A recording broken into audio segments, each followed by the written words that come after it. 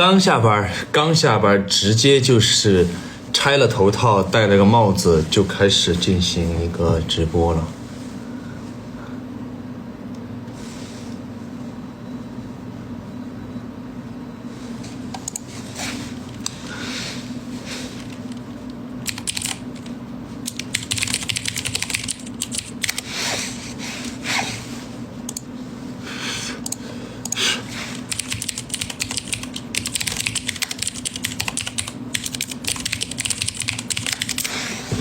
好，开始哈，就是呢，打开我的这个 Word 的文档哈，打开我这个文档哈，打开，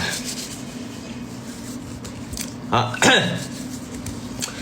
然后呢，马上哈，我把这个电脑搬过来一点，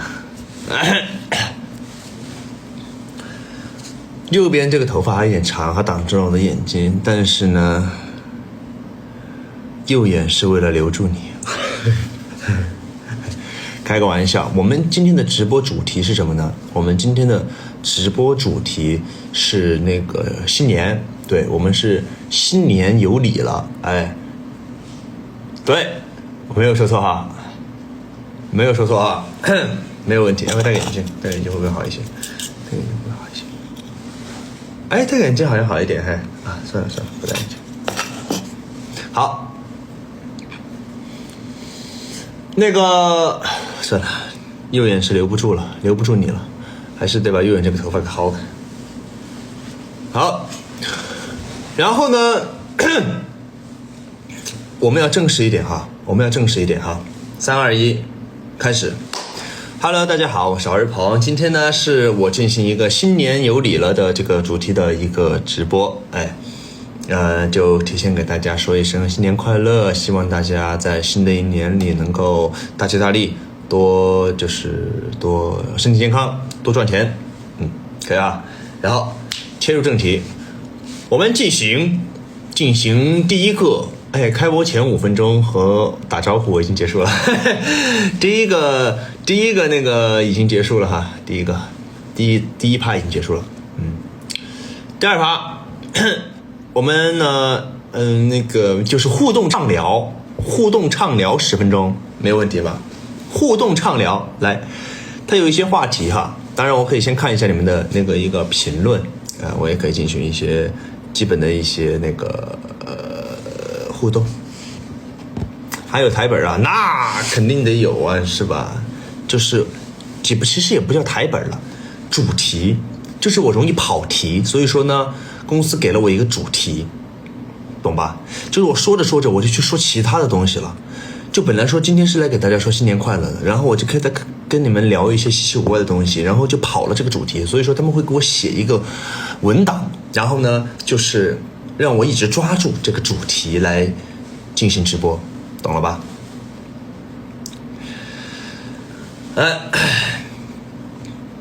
你流鼻涕了吗？我没有流鼻涕哈，没有流鼻涕，就只是呢，就是我的妆已经就是我现场一收工，我马上拆了个头套，就急急忙忙就往家里跑回来立马就开始了这个直播，所以说你们看见我现在头发呢都是润润的，就是因为才弄了那个头套。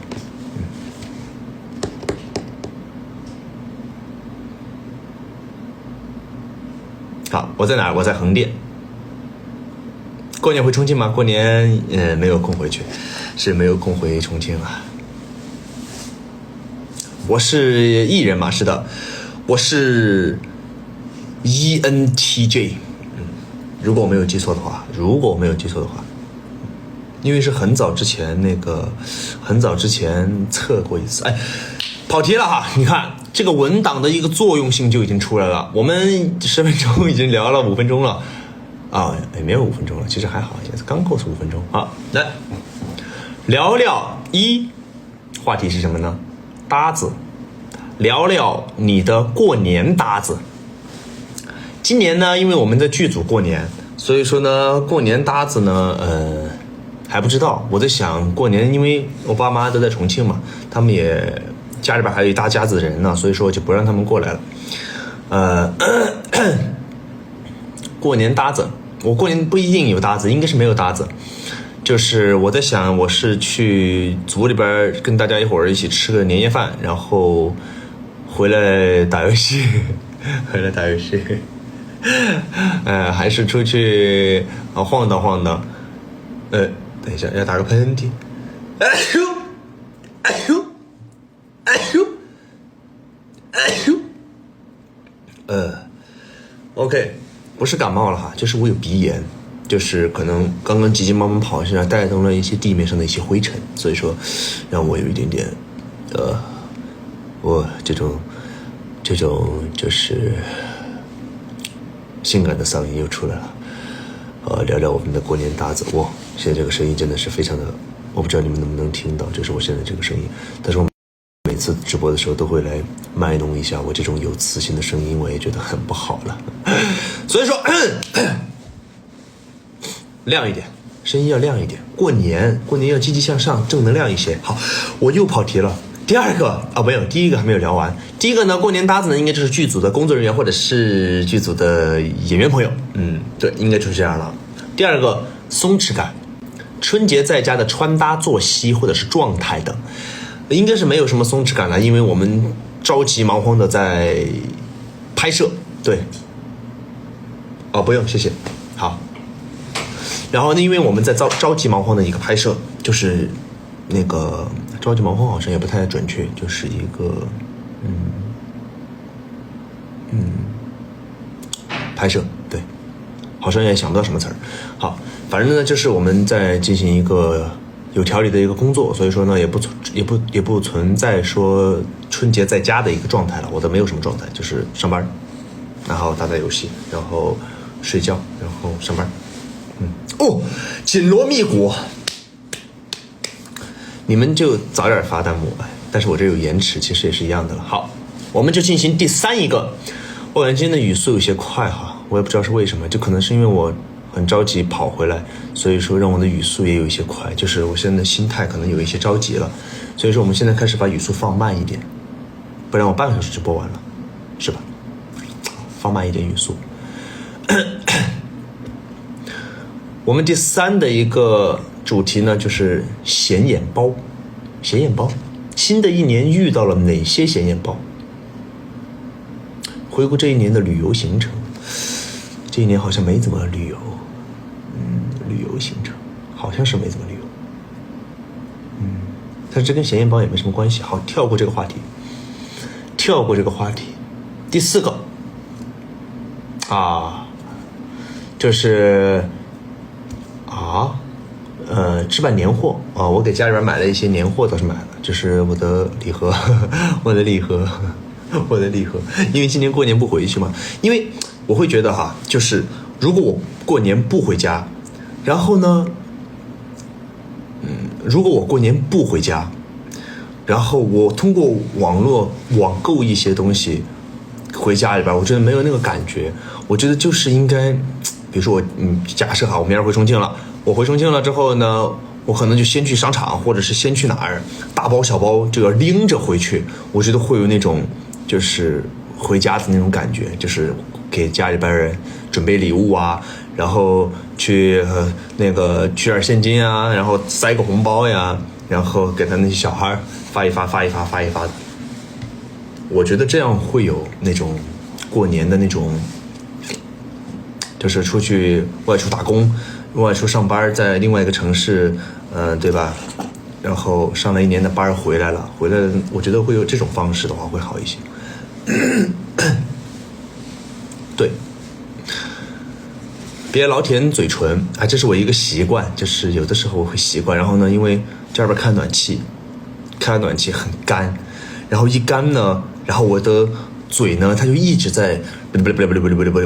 然后它就会干，对，它就会干，那没办法。好，然后呢，聊什么？下一个，聊一聊午夜饭餐桌必不可少的菜。你们那边互动，你看，我一下就抓住了这个互动的这个重点，这个重心，立马就跟你们产生了一个互动，对不对？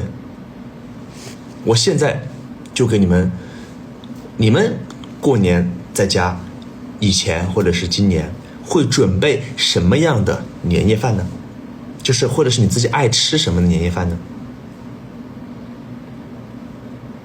白切鸡可以，我爱吃。怎么都是白切鸡啊？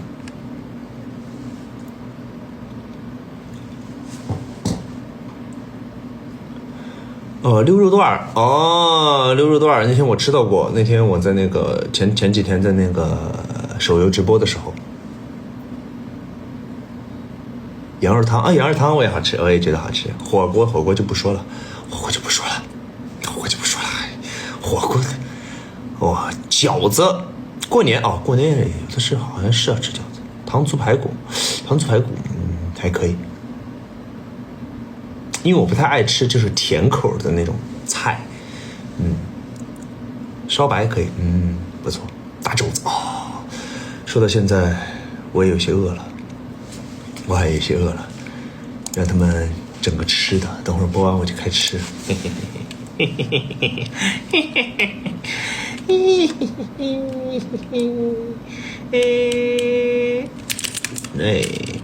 差不多结束的时候弄个吃的。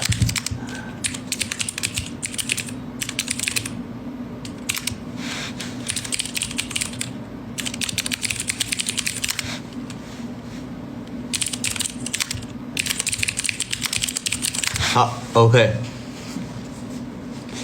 马上哈，这个打开一下设置，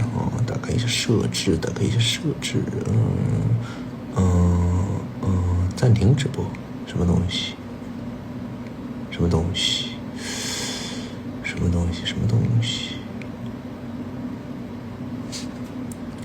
稍等哈，他们让我关个东西，我看一眼啊，我看能不能找到。今天呢播1个小时佛跳墙我也吃了，但是我感觉就是在外地吃的佛跳墙，可能是我没有找到就是没有找到好吃的地方，所以说我应该吃不到正宗的。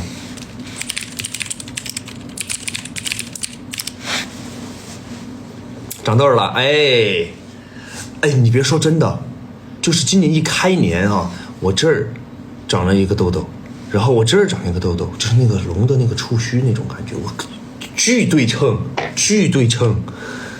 把我吓一跳。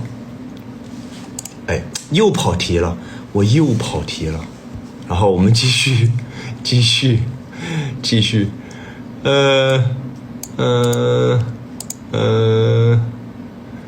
电子榨菜这个话题哈，聊一聊。你们在工作之余，或者是生活之余，生活好像没有生活之余，聊聊自己在工作之余，就是你们平时在家里边呢，会拿什么东西当做电子榨菜呢？我打字，我跟你们说哈，我打字很恐怖，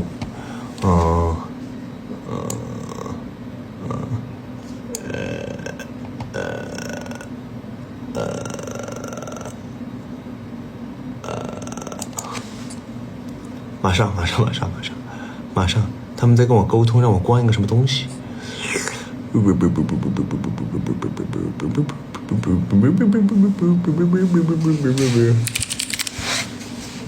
好，不管了，刚刚说什么来着？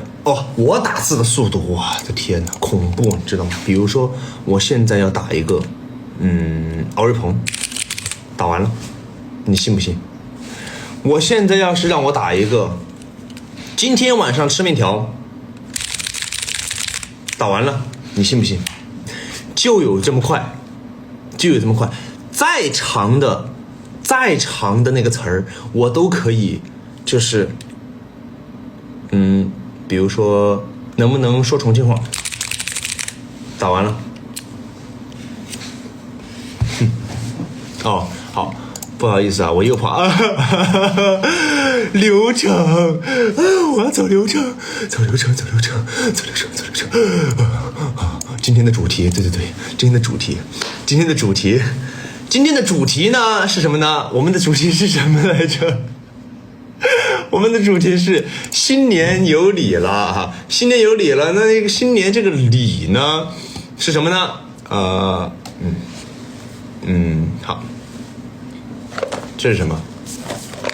工作人员在我的桌上放了一个东西，然而因为我时间比较匆忙，我已经忘记了这个东西的一个作用，让我再看一眼，让我再看一眼。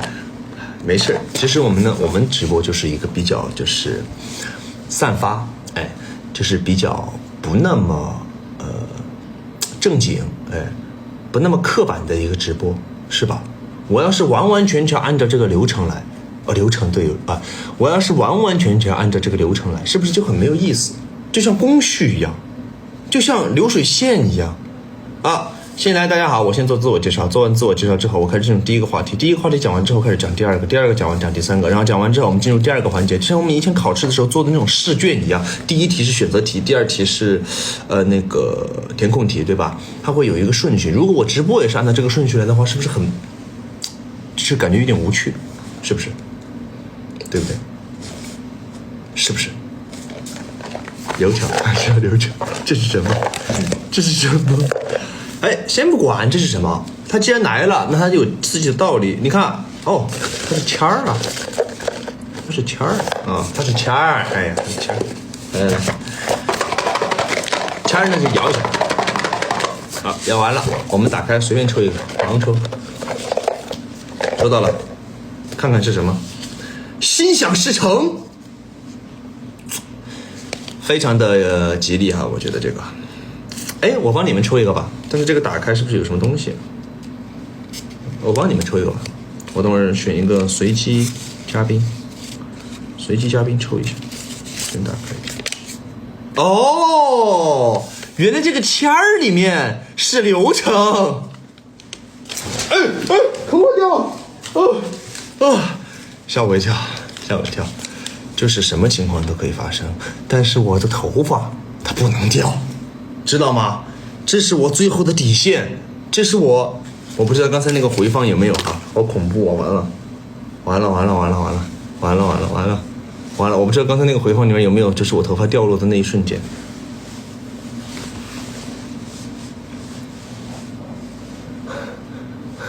没有哈，我们继续切入正题。来，我帮一些，我们就是跳过这个话题。我这个左眼也开始留住你了。好，来，好怪啊！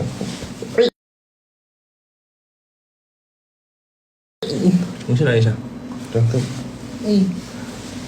这样更快。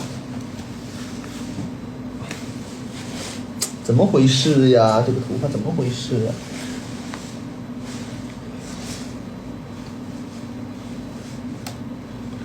有的时候头发，其实头发对于就是整个脸，我又说到其他东西去了。来，我们继续抽签的环节。我感觉那个他们要给我提示了啊！来，我们进行一个抽签的环节哈。来，我现在就是闭眼选择哈，闭眼选择，我就直接念了 ID， 然后呢就说我给你摇了一个签，你自己看清哈。我摇5个吧哈。3、2、1，睁眼。遇到不认识的字了。遇到不认识的字了那就跳过，重来，1、2、3。好，这里有一个什么橘子，橘子，他划走了，反正这是橘子什么什么什么啊 ，OK 哈。如果有重名的，你当成是你自己就好了，我就替你摇了，都是好的呀，反正摇出来都是好的，年年有余，年年有余啊，年年有余。再帮你们摇一个，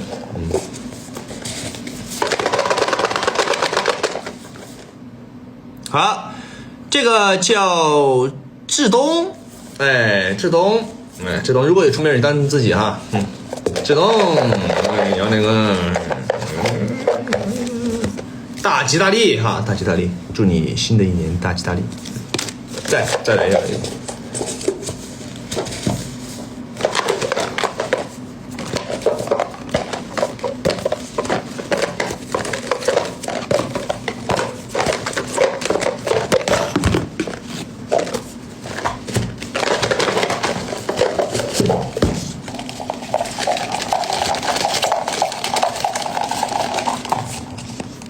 抽到一张，名字，这个叫不爱睡觉啊，如果你的名字也叫不爱睡觉，你当成你自己就好了啊。我们看一下，祝你一帆风顺，一帆风顺，一帆风顺。再来一个，反正还有那么多呢，嘿，多抽抽。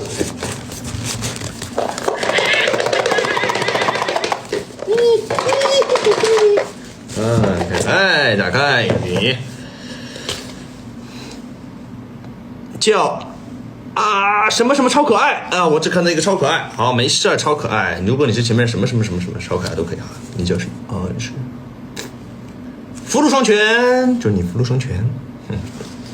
好，我们呢抽签这一环节就结束了，因为我明天还要上班，所以说我们的直播时间真的不能太长。也不是不能太长，是没办法太长，因为我明天上班。我要是不上班，我要是不上班，我告诉你，3个小时，开个玩笑，2个小时。啊，来，那个，下一个环节是什么？这个环节是我比较喜欢的环节哈。自制窗花贴纸，就自制窗花贴纸。哎，你看我们贴心的工作人员将这个剪纸已经准备好了，把这个剪纸已经准备好了，但是我已经忘了剪纸是怎么剪的了，是不是把它对折一下呀？是不是？就是把它对折一下，然后把它剪好了之后打开，它是不是就有那个，就是有那个叫什么来着？打开它就有那个窗花。对，像这种手工环节哈，知道吗？就是像我小时候，我经常就是拿那种白纸在那剪，当然我是下课剪哈，然后我会利用我的课余时间去剪这些窗花，为什么呢？因为那个时候有兴趣，就是觉得很有意思啊，这种东西非常有意思，非常有意思，是吧？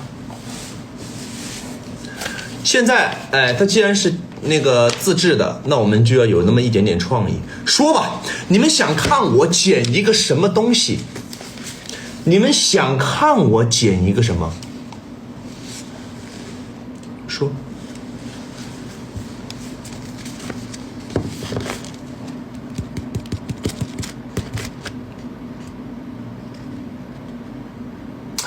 一看那个手就巧，我也这话我爱听。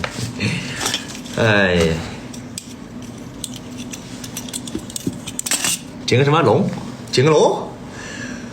剪个龙？我想一想，剪个龙。好，我试试哈。要是剪出来那个不像龙，不能怪我哈。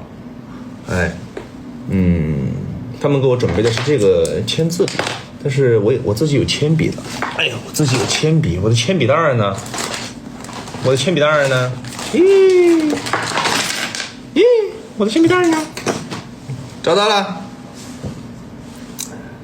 硬摊，找到了曾经的感觉。好。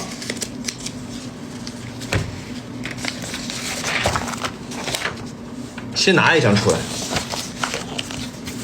为了方便给大家展示哈，我就用我高超的技艺，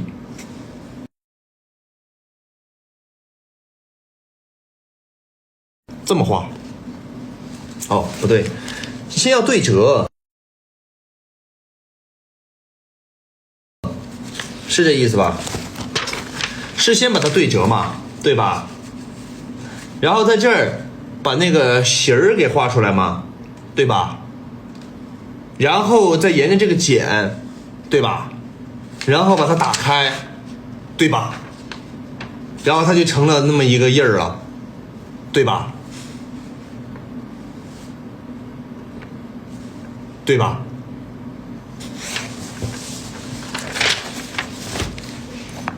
我网络有些卡，肯定是我们工作人员他在那个用我的网，我跟他们说不要用我的 WiFi。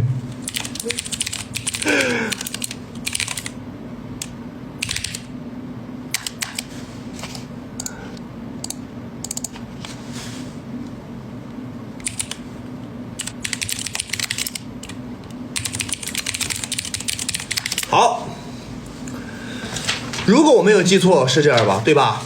来，很卡吗？很卡吗？好，哦，现在呢？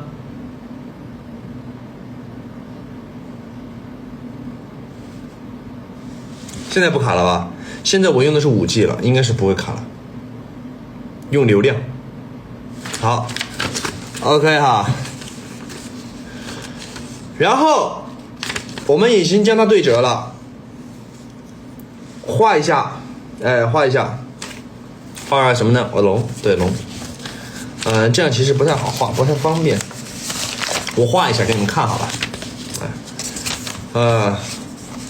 画一下一个龙嘛。那龙，我给你们描述，这样也挺好的。描述这龙，这龙首先得有一个龙的头嘛，对吧？那龙的头，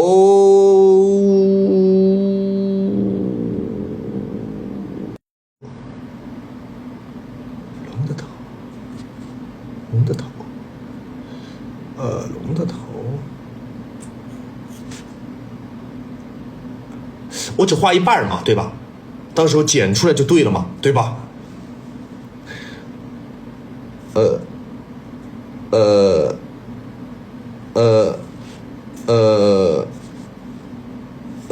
龙眼睛，然后它有个身体嘛，因为我们只有一半，所以说我们就把它那个一下。好，然后有个爪子嘛，但是那个爪子我觉得不要画太复杂了，不然我得剪很久。龙的爪子是3根，对吧？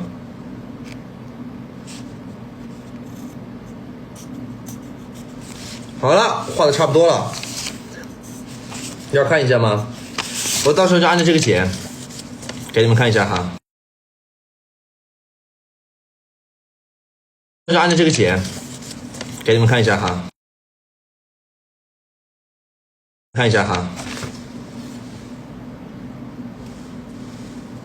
你看，很形象吧？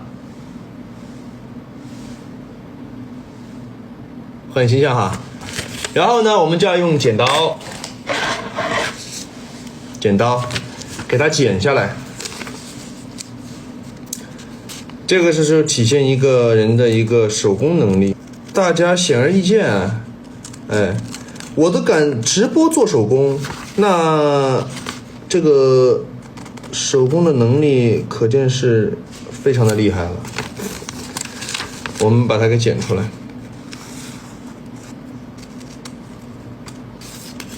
这个爪子真的有点难剪，我先从头这边开始剪。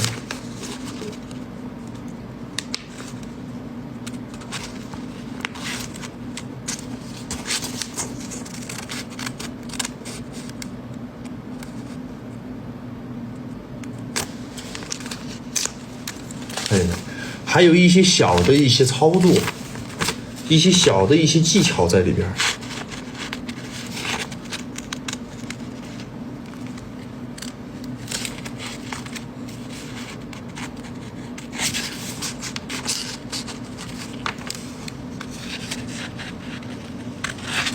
呀，胡子被我剪掉了，但是呢，无伤大雅。无伤大雅。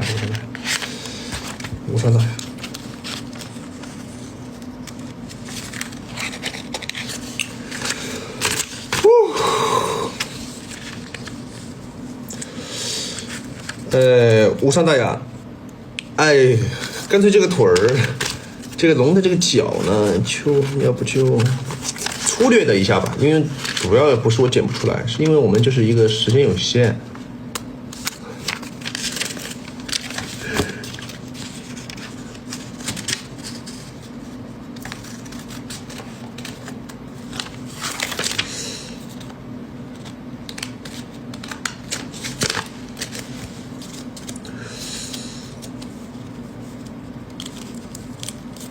窗花剪纸，好了，我剪的差不多了，我觉得我觉得差不多是这样，差不多就是比较一个简易的一个小窗花啊，不，一个剪纸，一个简易的，非常简易啊，大家看一下，我已经剪好了，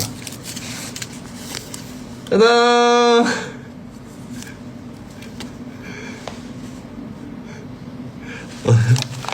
我们把它那个完成一下，完成，不对，这个尾巴有点粗，我给它修整一下，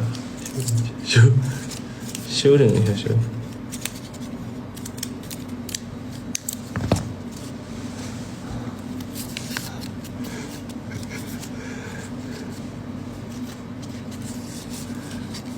好吧，这不像是龙，就是我没有剪出来我预想的样子。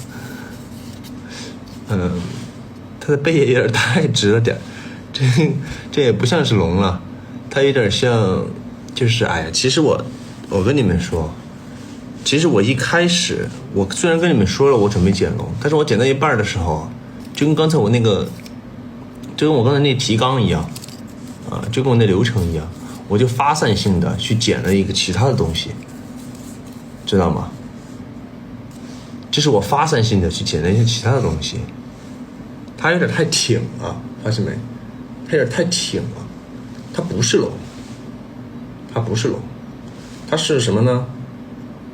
它是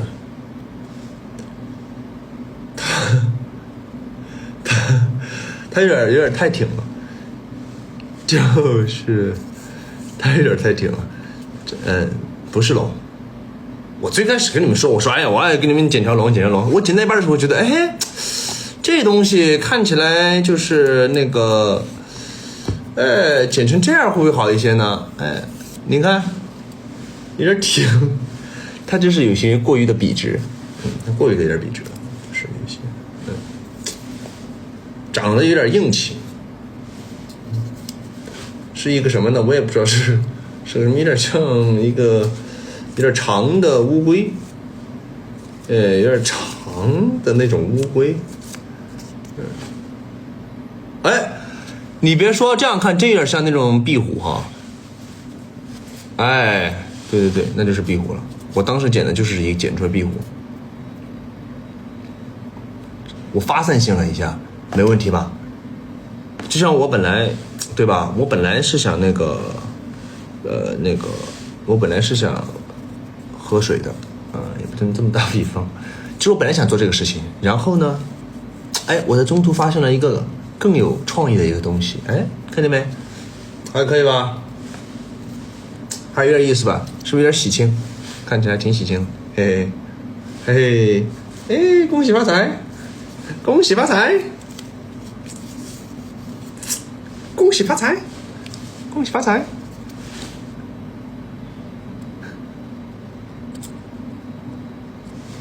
恭喜发财，可以吧？哎，好，我们就要进行下一趴环节。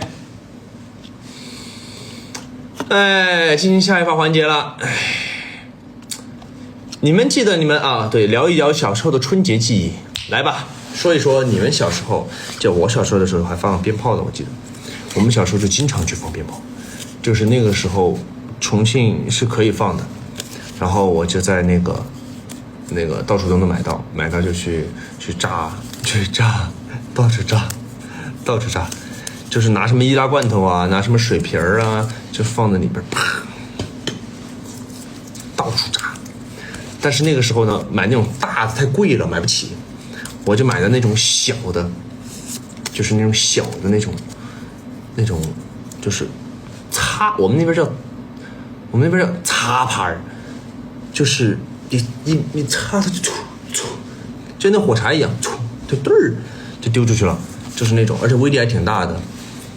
像他们有的人还可以捏在手里边炸，当时我觉得老厉害了，老厉害是哪儿的话，我当时觉得特别厉害，就是哇。但是很危险，我本来想试一下，但是我没有这个勇气，因为我怕把我手给我炸烂了。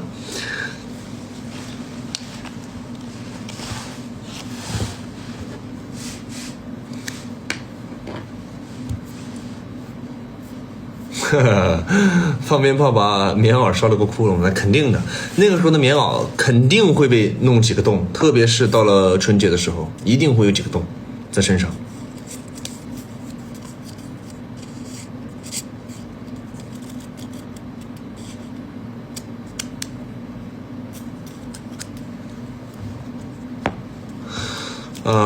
打麻将我不太会。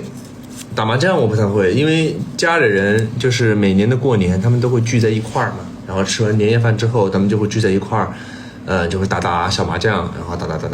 但是我不行，我打麻将，我只会在那个手机上打那种，就是它会提示我那种麻将游戏，对，它会提示我该出哪张吗？提示我出哪张，我的水平就仅限于这里了。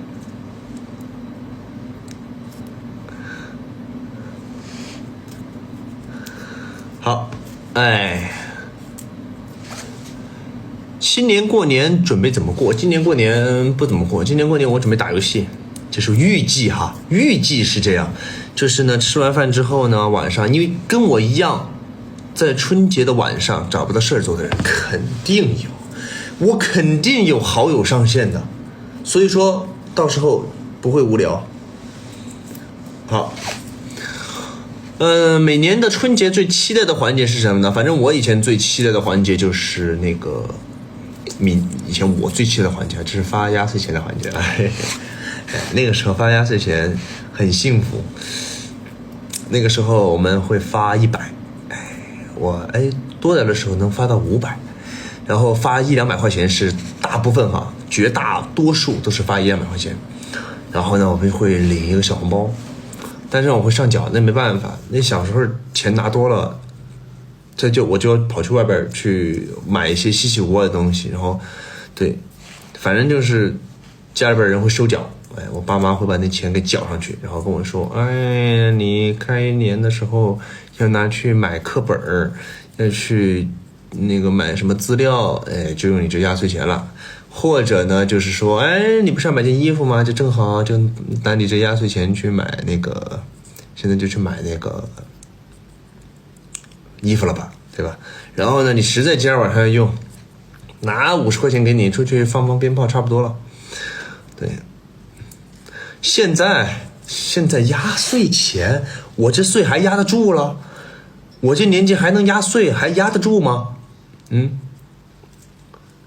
我现在都是我给别人发，我回去要给家里面的小辈发，对，都是我发。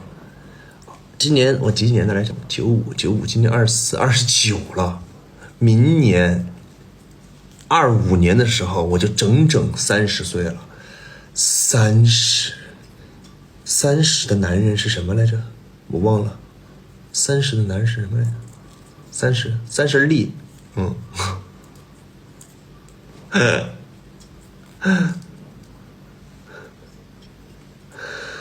哎呀，现在29了。说到这里，我觉得我应该成熟稳重一些了。是的，但是我身上我莫名哈，就是有的时候别人也说我，就是我看起来比较小，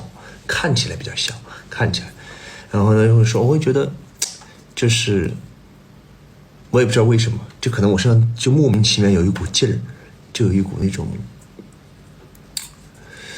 有点年纪有点小那种，怎么说呢？也不能叫幼稚，叫什么呢？如果你们硬要说，你们硬要说这是少年气呢，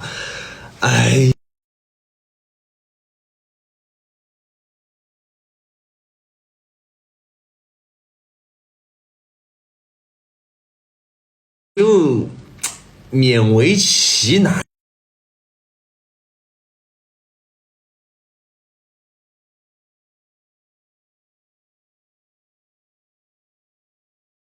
说我有什么少年感啊什么，你这么说我要当真了，不要引导我，不要让我觉得自己真的有少年气，知道吧？不要这么说，不好。又卡了，是不是我流量用完了呀？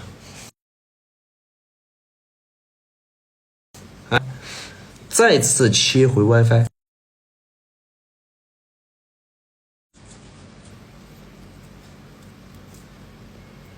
啊，现在应该就不卡了。好，啊，带特效教大家摆脱烦人的。哦，我懂了。我先等会儿啊，我先开个特效。这个特效怎么开啊？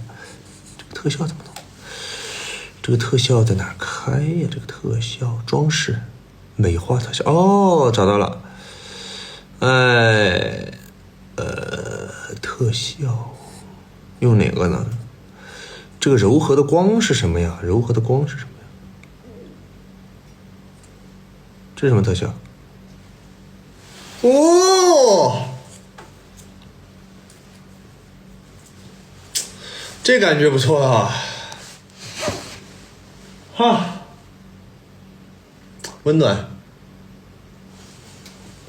好久没有看到这样的景色了，非常不错，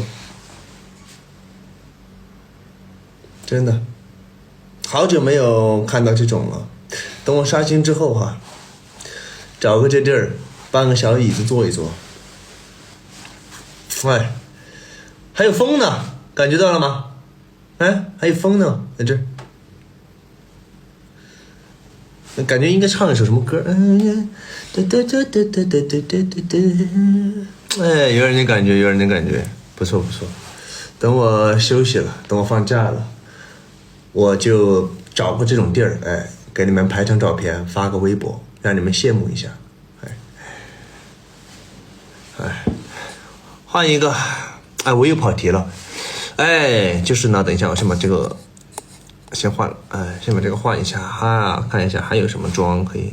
茂盛的鼻毛，我都已经猜到这是一个什么妆了，所以说我就不用这个了。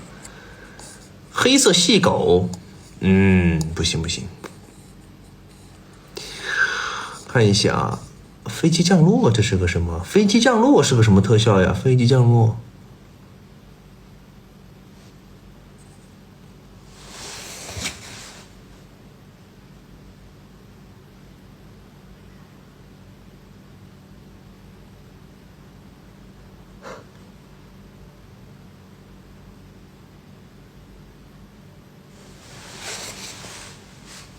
我懵了，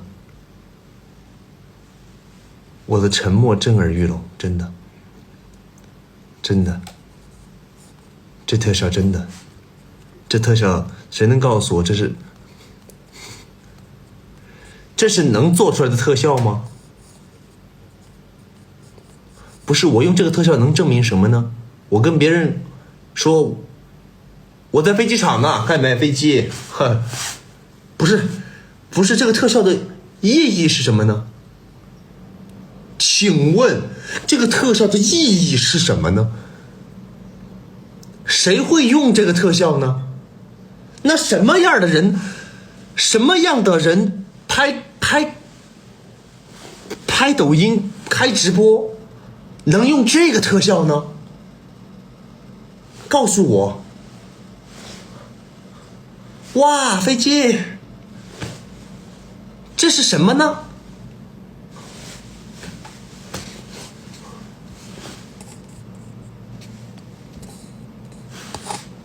搞不懂。下一个，哎，这个特太多了，我随便划两个哈。波动运镜是个什么东西啊？波动运镜是个什么东西啊？波动运镜没用啊，他又回来了。兔耳。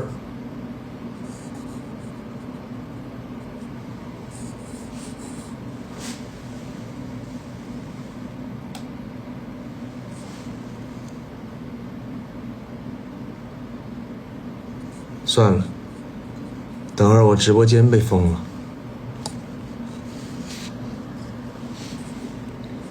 好 ，OK。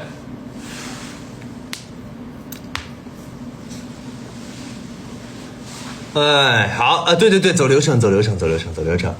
哎，你们过年会不会怎么样呢？来说一说，你们回去之后，你们的亲戚、你们的朋友给你们提过最难的问题是什么？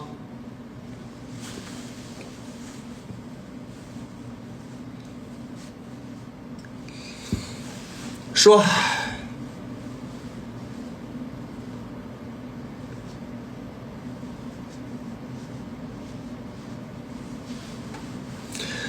来说说你们的问题是什么？说吧。被催婚。我的这个提纲啊，我的这个流程是什么来着？如何摆脱催婚？如何摆脱催婚？如何摆脱？如何摆脱？你如何？哎，比如说你回去。哎呀，比如你叫什么？叫小王，我随便举个名字啊，小王吧，小王，那种亲戚阴阳怪气的在那儿，哟，小王，今年假设男生哈，今年你没有带个女朋友回来呀？哎呦，一看你这个表情，没有啊，还没谈恋爱呢啊，哎呦，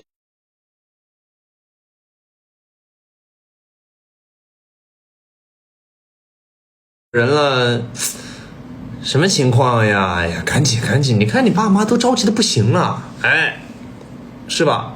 当着那么多亲戚的面儿，你爸妈怎么办？你会觉得哇，这人太过分了。这种当着那么多人的面来提这回事儿，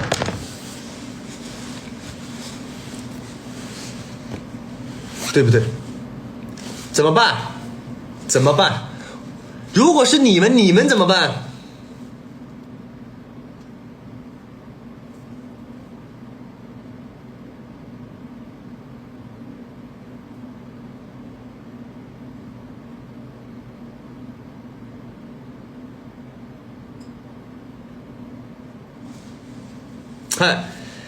我跟你说哈，你要是跟他讲道理，你就跟他说，哎呀，这种事情急不得，那缘分自然就会来的，他就会，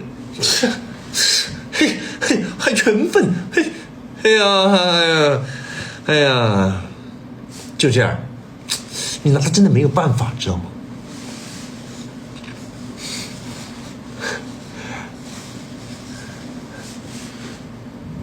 知道吗？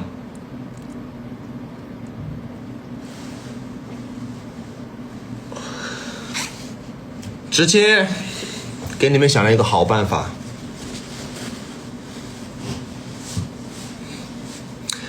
这个时候你就要，我给你们想了一个好办法哈。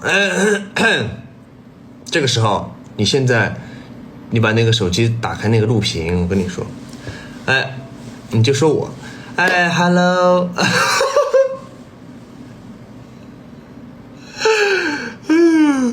hello hello， hello， 那个我是那个，我是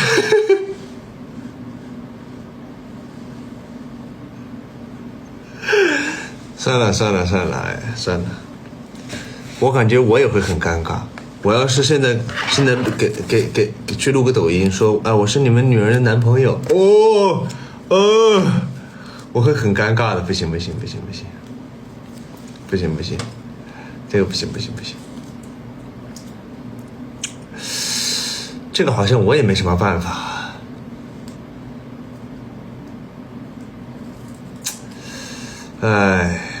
有点尴尬，刚刚我耳朵都红了，后面尴尬到了，好像也没有什么办法了，不行，我一定要给你们想个办法，还有10分钟，我一定要给你们想个办法。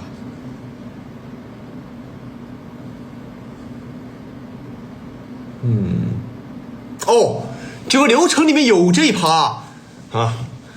哎呀，我懂了。你们，现在哈，你就把他们当成，就是呢，你就把我这个视频发给他，你说哼，看见没？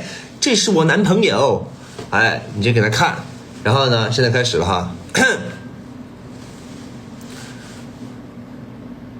叔叔阿姨好，我是敖瑞鹏，哎，那个呢，哎，我是您女儿的男朋友，然后呢，那个你旁边那个人哈，别在那儿阴阳怪气的哈，我跟你说，小心我明年，哎，小心点哈，可以吧？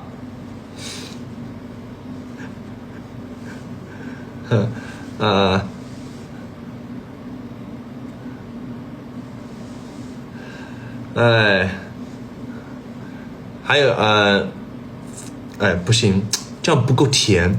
就是叔叔阿姨、爸爸妈妈一般都喜欢那种比较温柔一点的那种感觉。那重来一下。哎，Hello， 我看现在录开屏，开始哈，正式的，认真一点哈，3、2、1，开始。叔叔阿姨好，我是敖瑞鹏，我是您女儿的男朋友。然后呢，今年因为我就是忙着工作，因为今年我就是忙着工作啊，没有空，就是过年的时候来看你们，那个祝叔叔阿姨身体健康，万事如意，龙年大吉，旁边那个别在那阴阳怪气的，好，我跟你说。好，就这样。哎，你们不要后面那一段，可以把它剪掉，知道吧？就是你不要后面那一段可以剪掉，那你要可以留着。哎，是不是想对办法了？一下就有办法了。咦，解决了，解决了，解决了。好，最后的几分钟呢，给大家就是随便聊一聊了哈。就是呢，去年的什么 flag 是否完成？我想想，其实我每年没有立什么太多的 flag， 就是没有给自己，就是我这人哈，不太爱给自己立一个目标。如果目标立得太大了呢，没有完成我会失望；如果立得太小了呢，那太简单完成的东西，我又觉得没什么意义。就是我一直秉承着尽力而为，就是我只要不后悔，在我一年里面，我今年比如说我去年我开年的时候告诉自己说，今年减少自己有遗憾或者是后悔的时候就 OK 了，就不要到了年底的时候来回想自己早知道怎么样啊，当时应该怎么样，然后后悔自己做的决定，后悔自己干过的事儿，然后去觉得当时不应该这样的，什么好可惜啊，就尽量去减少这种东西的时间，减少这种情况发生，对，尽可能的减少这种情况发生，这是我每年都告诉自己的，也不是每年了，可能前2年才开始吧。然后呢，这样呢，我到了年底的时候，我会回想这一年，我觉得还算是圆满的，因为我没有后悔做的所有事情，做的每一个决定，做的所有选择，我觉得我做的事情就是我做的，然后它的结果好与坏其实不太重要，因为我尽力了，就像我尽全力去演了一场戏，我尽我所能去演了一场戏，然后可能到播出的时候，或者是到某些时候会有人说不好，那是肯定嘛，那至少我看到这个评论的时候，我会觉得我不会说是不太好，当时应该怎么样，我会觉得这是我尽力而为，这是我尽我所能所干出来的事情，我只能说我继续提升，我只能继续提升，提高我的这个上限，对，但是我是不后悔的，因为我投入了，我倾注了我的力量。对，哎呀，感觉说了好多太正经的东西，没有稿子，我绝对没有稿子。这种东西有稿子还那么吞吞吐吐的，有稿子我直接就念了。哎呀，然后呢 ，flag 还有什么要聊的？没什么要聊的。总结一年啊，总结一下吧。2023年我总结一下呢。2023年我总结一下，就是有2023年，认真的想一想啊。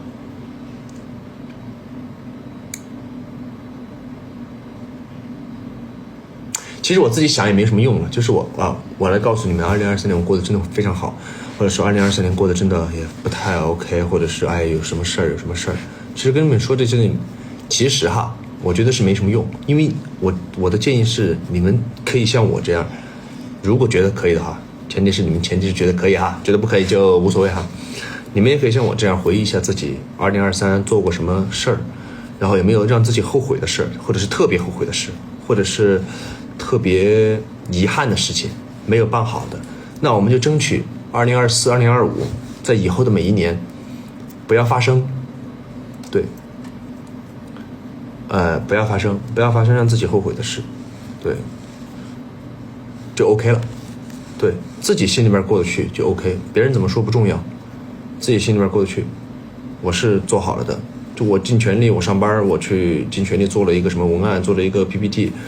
然后那领导说不行，那你只能说我继续学，对吧？那个后果该承担，说扣工资也好啊，扣绩效也好呀，对吧？那怎么样？那是该承担，但是就说明上限在那儿，那咱们就多练，对吧？我的建议是大家想想，我自己觉得我2023还行了，没什么遗憾，你要说遗憾呢，肯定也有一点点了，但是，或多或少有一点点，但是后悔的事基本没有，后悔的事我现在想不起来，没有。对，希望我的2024也这样，希望2024就到了明年年底直播的时候，到了今年年底，到了2025年春节直播的时候，我希望我在这里大大方方的告诉大家，我2024牛的，对吧？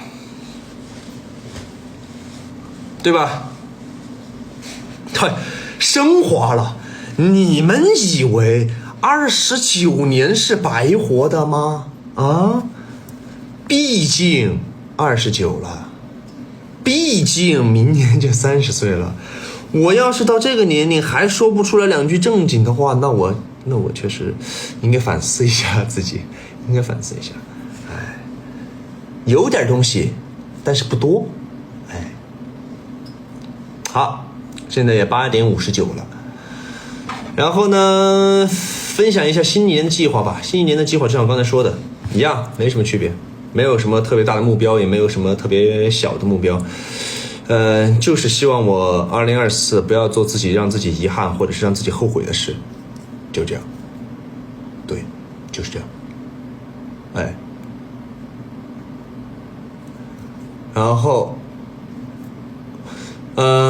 然后呢，我之后呢，可能会在抖音呢，会有更多的一些直播跟大家进行一个互动。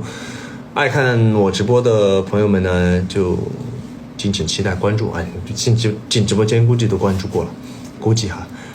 然后呢，新年系列的直播可能因为我这个时间你们知道的，就是上班嘛。然后呢，希望大家在新的一年里，多多支持。想想还有什么要说的？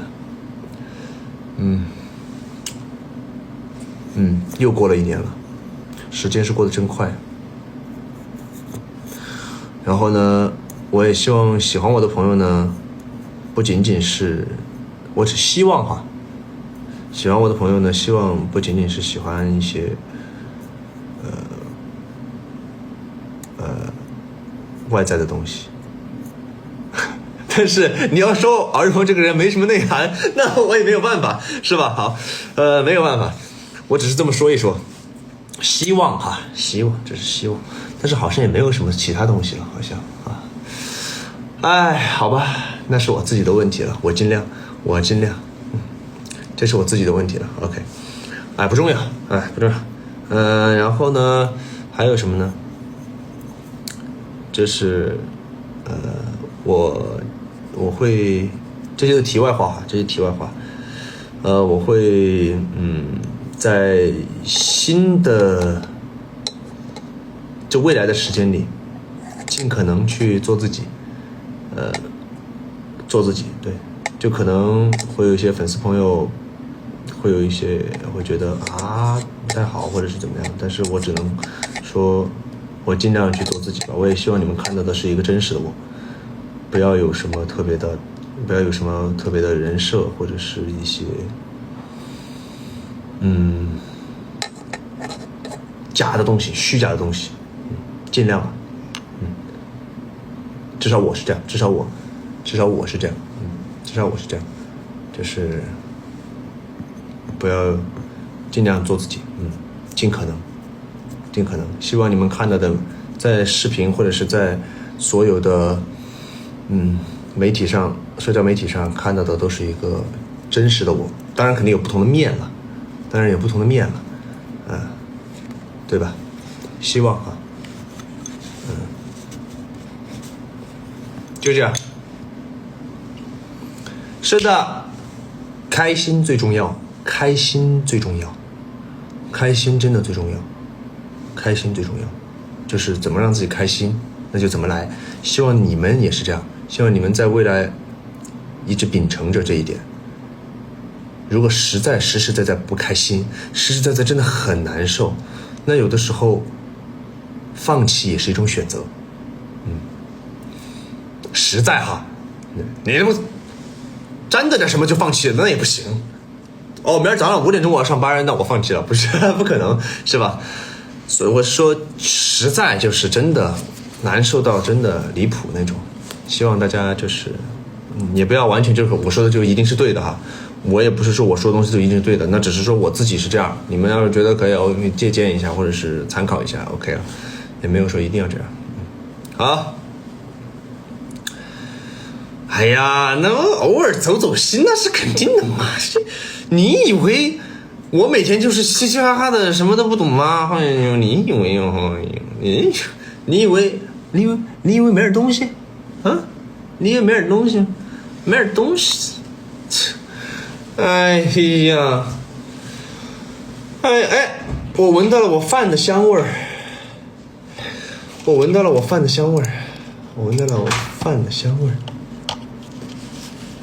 哎，好嘞，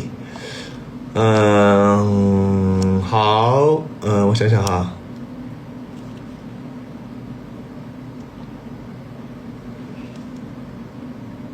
好，我完了，刚刚一说那么多话，我错过了好多那个呀，错过了好多微信啊，完了，好，对。现在都已经到最后了，好假呀！我跑到现在是跟你们说不要送礼物，好假呀！我就不说了，反正都已经直播结束了，希望大家就是感谢大家送的礼物了，感谢大家送的礼物，对，然后看还有什么要说的，好，新年祝福语，最后跟大家说一下，用家乡话给大家说一下那个。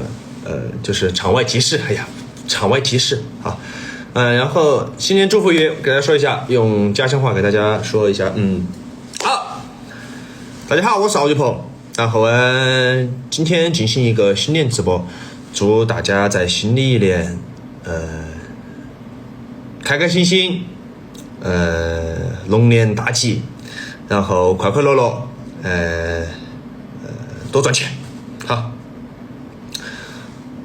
就是这样，我下了，明天上班，看看还有什么，没有什么我就下了啊，没有什么我就下了哈，没有什么我就下了，